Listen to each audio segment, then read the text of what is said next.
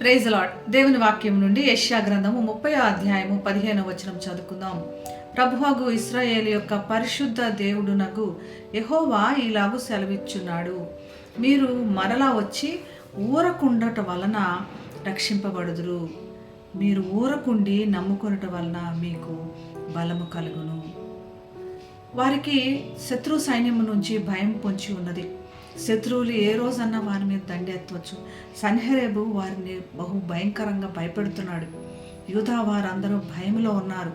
ఇటువంటి సందర్భంలో దేవుడు వారికి చెప్తూనే ఉన్నాడు, భయపడకండి, నేను మీకు తోడై ఉన్నాను, తిరిగి రండి అని వారిని పిలుస్తున్నాడు.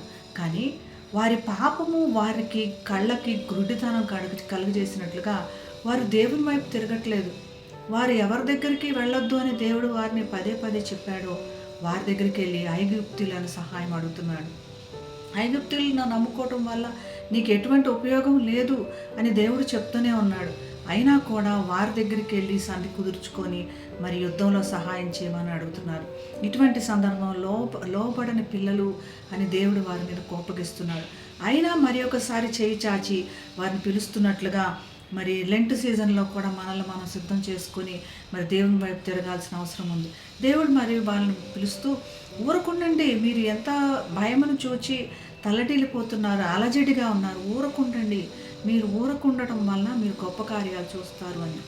మౌనంగా ఉండండి, మీరు వచ్చి ఇట్లా రండి, నా పక్కన కూర్చోండి అని దేవుడు పిలిచినట్లుగా మీరు వచ్చి మౌనంగా ఉండి కూర్చోనండి, నా మీద మాత్రం నమ్మకం ఉంచండి, మీతో ఉన్నవాడు సైన్యములకు అధిపతి యెహోవా అని వారికి గుర్తు చేస్తున్నప్పటికీ వారు ఆయన వైపు తిరగట్లేదు.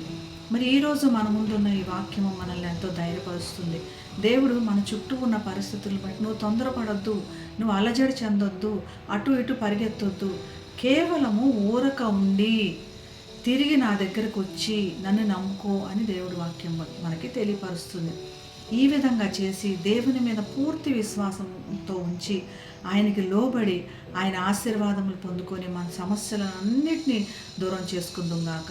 ప్రార్థన చేసుకుందాం. పరిశుద్ధుడైన యేసయ్య, మా చుట్టూ ఉన్న సమస్యల్లో మేము ఏం చేయాలి అన్నది తెలియని పరిస్థితుల్లో అటు ఇటు పరిగెడుతున్నామేమో ప్రభా. మరి మేము ఊరక ఉండి నీ మీద నమ్మకం ఉంచి నీ వైపు మరలుకొని నీ దగ్గర వచ్చి నీకు ప్రార్థన చేసి నీ సహాయం అడగటం నేర్పించండి. ఆ విధంగా మేము ప్రార్థన చేస్తున్న ప్రతి ప్రార్థన కూడా ఆలకించి వెనువెంటనే సమాధానం దయచేసి నీ నామానికి మహిమ తెచ్చుకోమని యేసు నామమున ప్రార్థిస్తున్నాం తండ్రి. ఆమేన్. Have a blessed day. God bless you.